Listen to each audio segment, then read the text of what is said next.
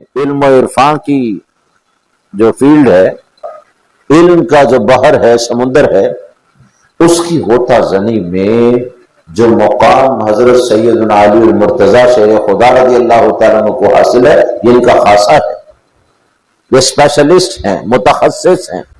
اور آقا علیہ السلام نے کئی جگہ پر اس کا تذکرہ کیا، انا دار الحکمت ولی بابوہا، میں حکمت کا گھر ہوں اور علی اس کا دروازہ ہے، انا مدینۃ العلم ولی بابوہا، میں علم کا شہر ہوں، علی اس کا دروازہ ہے۔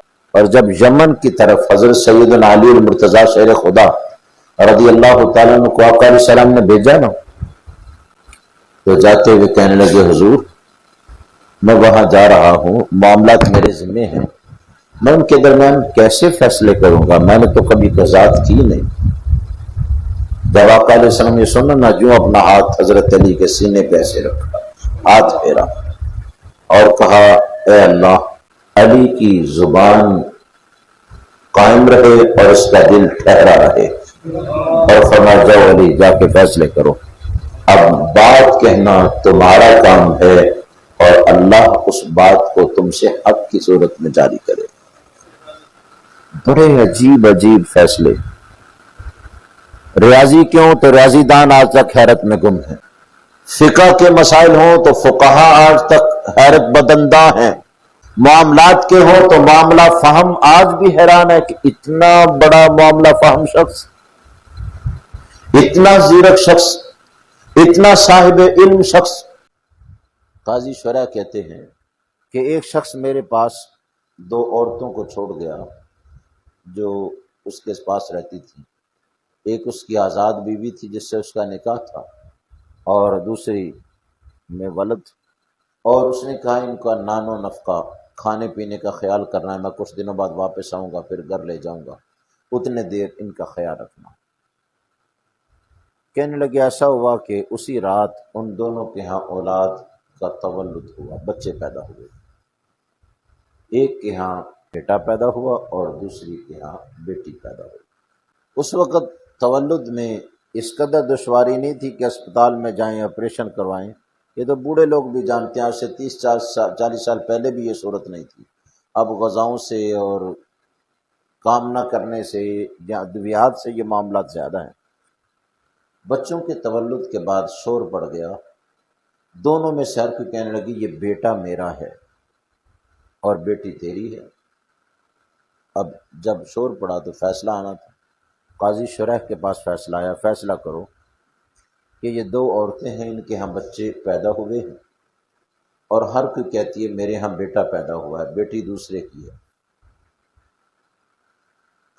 قاضی شرح بڑے مشہور جسٹس ہیں، فیصلہ کرنے والے ہیں، حیران ہو گیا اب اس کا کیسے فیصلہ کروں، بچے ابھی 2-4 دن کے ہیں، یہ خود بول کے نہیں بتا سکتے، اور انہیں کیا پتا کس کے یہاں تولد ہوا ہے، اور یہ بھی نہیں کہ کوئی دائیاں تھیں کہ ان سے میں پوچھوں، آسانی سے بچوں کی ولادت ہو گئی۔ اب معاملہ سمجھ نہیں آ رہا، ہم بھی سوچیں کہ کیسے حل ہو سکتا ہے، تو شاید سوچ کے اس حقیقت تک نہ پہنچ سکیں جو آقا علیہ السلام کی بارگاہ سے علم کا فیض لینے والے اور علم و عرفا کے جام پینے والے سیدنا علی المرتضیٰ رضی اللہ تعالیٰ عنہ نے کیا۔ قاضی شرح پریشان ہو کے حضرت علی المرتضیٰ کے پاس آئے، بتایا علی مسئلہ یہ ہے، دو عورتیں دعویٰ دار ہیں کہ بیٹا میرا ہے اور بیٹی دوسرے کی طرف تھوپ رہی ہے۔ حضرت علی نے کہا بس تم سے حل نہیں ہوا؟ کہنے لگے حضرت حل ہوتا تو میں آپ کے پاس کیوں آتا؟ درخت ایک پتا پڑا تھا، آپ نے اٹھایا، فرمایا اسے جانتے ہو یہ کیا ہے؟ یہ پتا ہے۔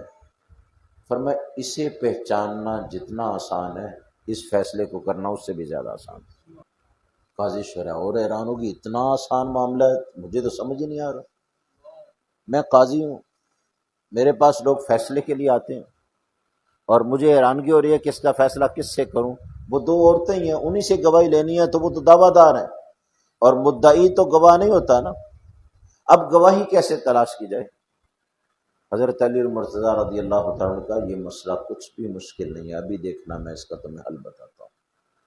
2 برتن لیے، پہلا برتن آزاد عورت کو دیا، کہا بچے کی پیدائش کے بعد چھاتی سے دودھ اترتا ہے، وہ دودھ اس برتن میں جتنا بھی تمہاری چھاتی میں ہے نکال کے دو۔ اس نے دودھ نکال کے دیا جتنا بھی تھا۔ پھر دوسری عورت کو دوسرا برتن دیا اور کہا تمہاری چھاتی میں اس بچے کے لیے جو دودھ اترا ہے وہ دودھ نکال کے اس برتن میں ڈال دو۔ اب دونوں نے اپنی اپنی چھاتی سے دودھ نکال کے الگ الگ برتنوں میں ڈالا اور برتن پاس ہیں، اور علی المرتضیٰ شیر خدا رضی اللہ تعالیٰ عنہ کہہ رہے ہیں فیصلہ ہو گیا۔ اور فیصلہ کتنا آسان ہے، جتنا ہمیں مشکل لگ رہا ہے اس سے بھی زیادہ آسان ہے۔ آپ نے کہا کہ دودھ کی مقدار دیکھیں، جو پہلی عورت کا ایک عورت کا دودھ تھا اس کا وزن دوسری عورت کے دودھ سے نصف تھا۔ یوں سمجھ لیں کہ اگر ایک پاؤ دودھ دوسری عورت کی چھاتی سے نکلا تو پہلی عورت کی چھاتی سے آدھا پاؤ دودھ نکلا ہے۔ آپ نے کہا مسئلہ تو حل ہو گیا۔ کہا کیا؟ فرمایا یہ بچہ بیٹا جو یہ دوسری کو دے دو، اس کا ہے۔ ان کا حضرت مسئلہ حل کیسے ہوا؟ فرمایا تم نہیں دیکھتے کہ اللہ کا حکم ہے کہ وراثت میں بیٹے کا حصہ بیٹی سے 2 گنا ہوتا ہے۔ پھر یہی بات ختم نہیں کی، فرمایا تم نہیں دیکھتے شہادت میں گواہی دینے میں مرد 2 عورتوں کے برابر ہوتا ہے، ایک عورت سے مرد کی گواہی 2 گنا ہوتی ہے۔ پھر فرمایا تم نہیں جانتے کہ عقل میں دانشوری میں مرد عورت سے 2 گنا ہوتا ہے۔ پھر فرمایا تم نہیں جانتے دینداری میں مرد عورت سے 2 گنا ہوتا ہے۔ دینداری میں کیسے کہ عورت پر خاص ایام آتے ہیں جن میں وہ نماز ادا نہیں کر سکتی، اور پھر حیض کے ساتھ ساتھ نفاس بھی ہے، روزے نہیں رکھ سکتی۔ مرد پر ایسا کوئی سلسلہ نہیں ہوتا، تو دینداری میں بھی مرد آگے بڑھ گیا۔ سمجھداری میں بھی کہ عورتوں کے بارے میں قرآن نے کہا تدل احداہما فتذکر احداہما الاخری، فرمایا ایک عورت بھول جائے گی تو دوسری اسے یاد کروا دے گی، یہ واقعہ ہوا ہے، جبکہ مرد اتنی جلدی بھولتا نہیں۔ گواہی میں بھی کہ ایک مرد کے ساتھ 2 عورتوں کی گواہی ہو تو 2 مردوں کے برابر ہوتی ہے، اور وراثت میں بھی للذکر مثل حظ الانثیین کہ مرد کا حصہ زیادہ ہوتا ہے۔ تو حضرت علی المرتضیٰ نے کہا فیصلہ ہو گیا اور بالکل واضح ہو گیا کہ رب نے وراثت میں لڑکے کا حصہ 2 گنا رکھا ہے، رب نے دین میں مرد کا حصہ ڈبل رکھا ہے، عقل میں ڈبل رکھا ہے، شہادت میں ڈبل رکھا ہے، تو اس نے ماں کی چھاتی میں بھی بیٹے کے لیے دودھ ڈبل اتارا ہے۔ اب وہ ایسا فیصلہ تھا کہ حق پر مبنی اور سب لوگوں کے ذہن میں آنے والا، کہ ہر بندہ کہ ہاں حق کا فیصلہ ہوا۔ یوں ہی نہیں ہوا تھا کہ حضرت عمر فاروق رضی اللہ تعالیٰ عنہ کہا کرتے تھے کہ علی جس شہر میں آپ نہ ہو اللہ وہاں ہمیں کسی مشکل میں نہ ڈالے، کیونکہ آپ مشکلوں کو حل کرتے ہیں، آپ پاس نہیں ہوں گے تو مشکل میں کوئی بہک نہ جائے۔ اور یہ حضرت عمر فاروق رضی اللہ تعالیٰ عنہ کہہ رہے ہیں۔ آپ کے یہ فیصلے اتنی شہرت رکھتے ہیں کہ قیامت تک لوگ حیرت میں گم ہوں گے کہ یہ کیسا فیصلہ ہے، اور بالکل قرآن کی گواہیوں کے مطابق ہے۔ جتنی باتیں کہیں کہ لڑکی کا حصہ نصف ہوتا ہے وراثت میں، قرآن نے کہا للذکر مثل حظ الانثیین، کہا گواہی نصف ہوتی ہے، قرآن نے کہا ان تدل احداہما فتذکر احداہما الاخری۔ باقی باتیں کہیں تو قرآن نے کہا، حدیث نے کہا کہ ان دنوں میں نمازیں نہیں پڑھ سکتی، ان دنوں میں قرآن نہیں پڑھ سکتی، ان دنوں میں روزے نہیں رکھ سکتی۔ اب فیصلہ بھی ہو اور ایسا ہو کہ ہر سننے والا تسلیم کر لے، یہ بڑی اہمیت والا ہوتا ہے۔ ہمارے ہاں فیصلے ہوتے ہیں، ایک تو فیصلے غلط اور بدنیتی پر مبنی ہوتے ہیں، دوسرا کسی بندے کا ذہن ان کو تسلیم بھی نہیں کرتا۔ جب فیصلہ درست ہو نا تو راہیں خود نکلتی ہیں، پھر سمجھداری خود اس پر تصدیق کی مہر ثبت کرتی ہے۔ آپ دیکھیے ریاضی والے بھی اس کے لیے، ان کے لیے بھی بڑا سبق ہے۔ 3 لوگ باہم اونٹوں کا کاروبار کر رہے تھے اور اونٹ بڑھتے گئے، ان کی تعداد 17 ہو گئی۔ ظاہر ہے یہ شراکت داری، خلیط ہونا، پارٹنر ہونا مشکل ہے، ایک دوسرے پر اعتماد بڑا مشکل ہے۔ آقا علیہ السلام نے فرمایا بندہ متقی تب ہوتا ہے جب اپنا حساب ایسے کرے جیسے اپنے پارٹنر کا کرتا ہے۔ کاروبار میں ساتھیوں نے حساب کرتا ہے اس نے آج مائع والے کپڑے پہنے ہیں، یہ کار پہ آیا گیا ہے، میرے برابر پیسے لیتا ہے، اس کے پاس اتنے پیسے کہاں سے آ گئے، یہ گڑبڑ کرتا ہے لگتا ہے گلے میں سے۔ تو آقا علیہ السلام نے فرمایا متقی وہ ہے جو اپنا حساب ایسے کرے جیسے اپنے پارٹنر کا کرتا ہے۔ یہ ضروری نہیں ہے کہ کسی کی شراکت ہمیشہ ہی چلے تو فابہا، اچھا ہے۔ ہمارے ہاں تو ویسے ہی اعتماد کا فقدان ہے، بڑا مشکل ہے۔ سگے بھائی بھی کاروبار میں فوراً الگ تھلگ ہو جاتے ہیں، برداشت نہیں کرتے، اعتماد ہی نہیں کرتے۔ کسی نے کہہ دیا، زبان پہ آ گئی بات، دل میں آ گئی، کہا نہیں ایسا ہی ہوگا، چاہے اس کے بعد پہلے سے بھی برے حالات سے گزریں، لیکن بھائی یا اپنے پارٹنر کو خوشحال اپنے سے زیادہ دیکھنے کے لیے تیار نہیں ہوتے۔ اب جب شراکت داری ختم ہونے لگی، بیٹھ گئے تو کہا اب حصص تقسیم کر لیں۔ ایک کا حصہ جو ہے وہ نصف تھا، یعنی کل جو مال انہوں نے صرف کیا تھا اس میں آدھا ایک کا حصہ تھا۔ یوں لگا لیں اگر 50 تھے تو اس کے 25 تھے۔ دوسرے کا حصہ 9واں حصہ تھا، 9 میں سے 1، اور تیسرے کا حصہ جو ہے وہ تیسرا حصہ تھا۔ اب ظاہر ہے شراکت داری میں نسبت تناسب ہوتا ہے، جس نسبت تناسب سے رقم ڈالی ہو اسی کے حساب سے نفع ہوتا ہے یا نقصان ہوتا ہے، اور جب کاروبار الگ الگ کرنا ہو تو اسی حساب سے تقسیم ہوتی ہے۔ اب تقسیم کے لیے بیٹھ گئے تو حساب کرنے لگے 17 اونٹ ہمارے ہو گئے ہیں، اور اونٹ بڑی تجارت ہے، کوئی چھوٹا مال نہیں ہے۔ اب بیٹھ کے ایک کہنے لگا جی میرا آدھا ہے، تو 17 میں سے آدھا بنتا ہے 8.5، یعنی 8 پورے اور 9واں آدھا۔ دوسرے نے اپنا حساب کیا کہ میرا 9واں حصہ ہے تو اس کے 2 سے کچھ کم بنتے ہیں، پورے 2 نہیں، 18 ہوتے تو 2 پورے بنتے، 27 ہوتے اس کے 3 بنتے۔ جس کا تیسرا ہے اس کے 15 میں سے 5 بنتے تھے، اور 17 میں سے اب سوچ رہا ہے کہ کیا کروں، 6 پورے نہیں بن رہے، 6.5 سے کچھ زائد اور 6.25 سے کم۔ اب پریشان ہے، سوچ رہے ہیں حل کیا کریں۔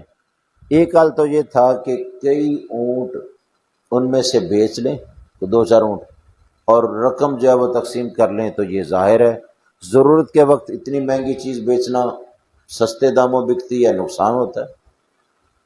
آپ نے روٹین میں پلاٹ بیچنا اور اس کی قیمت ہے، ضرورت پڑ جائے اچانک کہ کل ہی پیسے چاہیے تو آپ کو رقم وہ نہیں ملتی۔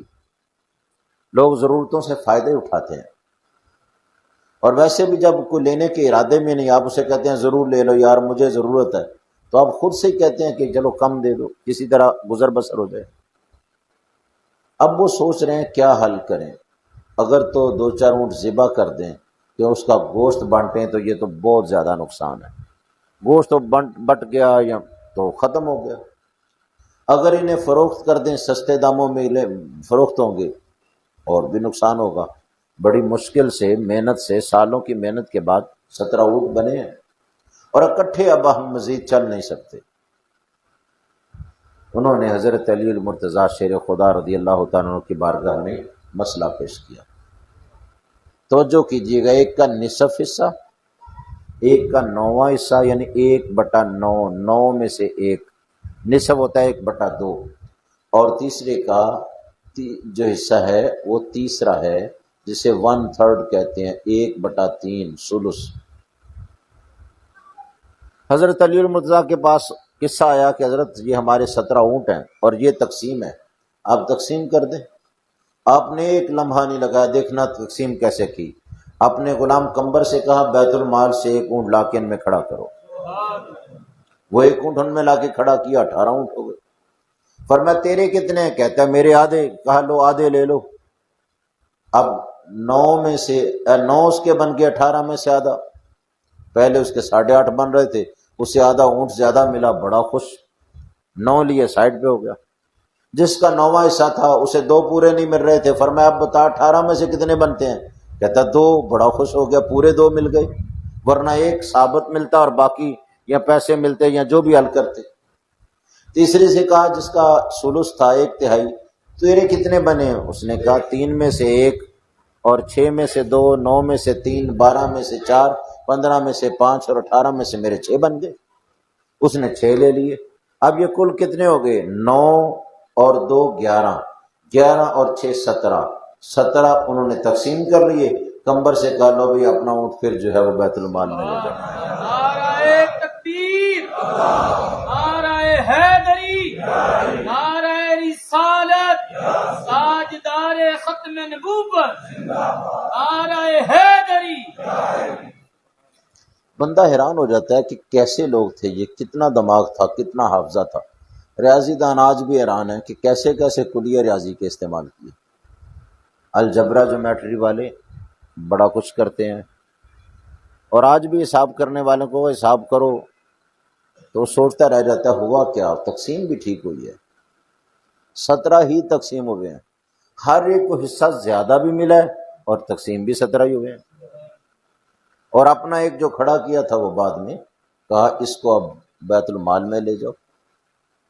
آپ جو بھی اسے کہیں، یوں کہہ لیں کہ حضرت علی نے اونٹ لے کے آئے تھے اس کی برکت تھی، بعض اپنا اپنا خیال ہے، یا یوں کہہ لیں کہ آپ کو اللہ نے علم و عرفان سے اتنا نواز رکھا تھا کہ خفی معاملات اور حسابات بھی آپ پر کھلے ہوئے ہوتے تھے، یا یوں کہیں کہ لوگوں کی لیے آسانیاں پیدا کرنے کے لیے اللہ نے انہیں بڑی برکت دے رکھی تھی۔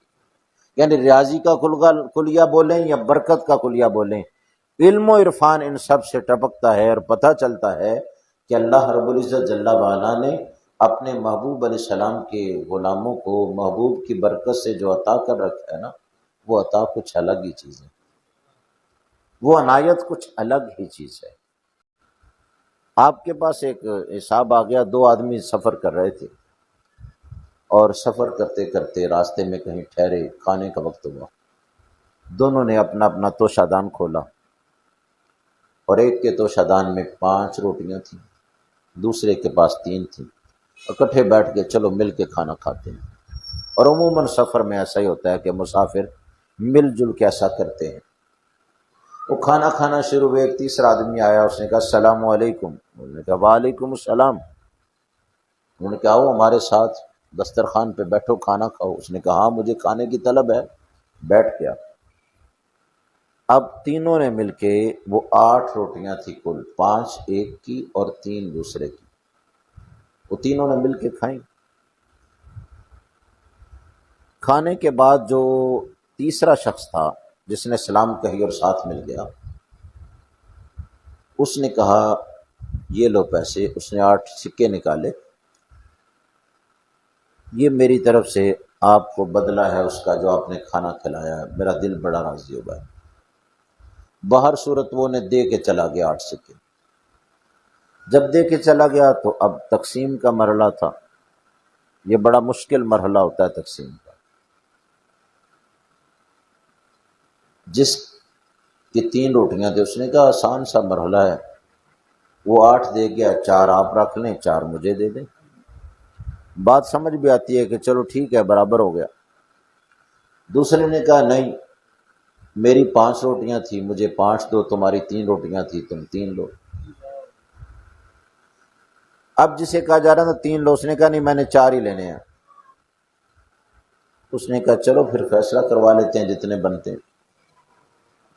حضرت سیدنا علی المرتضیٰ شیر خدا رضی اللہ تعالیٰ عنہ، باب مدینۃ العلم، داماد رسول، اخی رسول، زوج بطول، حضرت سیدنا علی المرتضیٰ شیر خدا کرم اللہ وجہ الکریم کے پاس فیصلہ آیا۔ آپ نے کہا ایک دوسرے کے بعد فیصلے کو ویسے ہی مان لو، آسانی ہوگی۔ جسے 3 مل رہے تھے نا، وہ کہتا نہیں حضرت میں تو برابر ہی لوں گا 4، فیصلہ حق سچ کا ہونا چاہیے۔ آپ نے کہا جو یہ کہتا ہے مان لو، اس میں تمہارا بھلا ہے، اگر فیصلہ حق سچ کا ہو نا تو تمہیں اتنا بھی نہیں ملے گا۔ اس نے کہا حضرت نہیں ملتا نہ ملے، آپ فیصلہ کریں، میں اس پہ راضی ہوں۔ ایسا ہوتا ہے نا جس کے خلاف فیصلہ وہ نہیں مانتا۔ سیدنا علی المرتضیٰ رضی اللہ تعالیٰ کے سارے فیصلے ایسے ہیں، جس کے خلاف ہوتا تھا وہ پہلے تسلیم کرتا تھا، اور لوگوں کی عقل اتنی زیادہ مانتی تھی اس سے کسی کو پوچھنے کی ضرورت ہی نہیں ہوتی تھی۔ وہ کسی سے بعد میں بھی نہیں کہہ سکتا تھا میرے ساتھ زیادتی ہوئی ہے۔ حضرت علی المرتضیٰ نے سمجھایا کہ بات اس کی مان لو، تمہارا فائدہ ہے، یہ تمہیں زیادہ دے رہا ہے۔ اس نے کہا نہیں حضرت پورے لینے ہیں، یا آپ سمجھائیں مجھے تو جیسے کہیں گے۔ آپ نے فرمایا تمہارا نقصان ہو جائے گا فیصلے سے۔ اس نے کہا جی ہونے دیں، فیصلہ ہونا چاہیے۔ حضرت علی المرتضیٰ رضی اللہ تعالیٰ عنہ کا لو فیصلہ سنو۔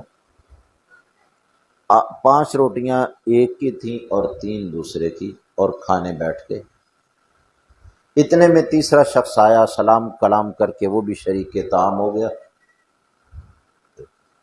اب 3 آدمی گویا ہر روٹی کو کھا رہے ہیں، تو ہر روٹی کے 3 حصے کریں تو کل ٹکڑے پیسز حصص 24 بنتے ہیں۔ آج مارکیٹ میں حصص بنانے والے یا سٹاک مارکیٹ والے حصص کی بات کرتے ہیں، تو وہ سیکھیں حضرت علی مرتضیٰ سے حصص کیسے بنتے ہیں اور تقسیم کیسے ہوتی ہے۔ انہوں نے کہا ہاں حضرت کی سمجھ آتی ہے۔ فرمایا اب اس سے اگلا فیصلہ سنو۔ اب یہ فیصلہ مشکل ہے کہ زیادہ کس نے کھایا اور کم کس نے کھایا۔ ہو سکتا ہے نا ایک نے 8 ٹکڑے کھائے ہوں، دوسرے نے 7، تیسرے نے 9۔ کچھ لوگ زیادہ کھاتے ہیں، تیزی سے کھا لیتے ہیں، اور کچھ ذرا آہستہ کھاتے ہیں اور تھوڑا کھاتے ہیں۔ فرمایا یہ فیصلہ مشکل ہے، لہذا جب مشکل ہے تو آسان فیصلہ یہ ہے کہ یہ ہی سمجھا جائے، فرض کیا جائے کہ سب نے برابر کھایا ہے۔ انہوں نے کہا ہاں جی یہی ٹھیک ہے۔ فرمایا جب سب نے برابر کھایا ہے تو تم دونوں نے 8 ٹکڑے کھائے ہیں روٹی، 8 ٹکڑے وہ کھا کے چلا گیا۔ کہا جی بالکل ایسے ہی۔ فرمایا جس کی 3 روٹیاں تھیں اس کے کل ٹکڑے بنے تھے 9، 8 وہ خود کھا گیا اور 1 وہ مہمان جاتا ہوا کھا کے چلا گیا۔ جس کی 5 روٹیاں تھیں اس کے کل ٹکڑے بنے 15، 8 اس نے کھائے، 7 وہ مہمان کھا گیا۔ مہمان تمہارے کھانے کے پیسے نہیں دے کے گیا، اس نے جو خود کھایا اس کے دے کے گیا ہے، لہذا تم نے اپنے حصے میں سے پہلے نے 1 ٹکڑا چھوڑا، دوسرے نے 7، تو وہ 8 سکے دے گیا ہے۔ جس نے 1 چھوڑا اس کو 1 دے دو، دوسرے کو 7 دے دو۔ اب جو 3 پر راضی نہیں ہو رہا تھا، کہتا تھا نہیں یہ میرے ساتھ زیادتی ہے، فیصلہ سنا، کہنے کا حضرت دل راضی ہے، آپ 7 اس کو دے دیں، 1 مجھے دے دیں، مجھے سمجھ آ گئی کہ فیصلہ اسی کو کرتے ہیں۔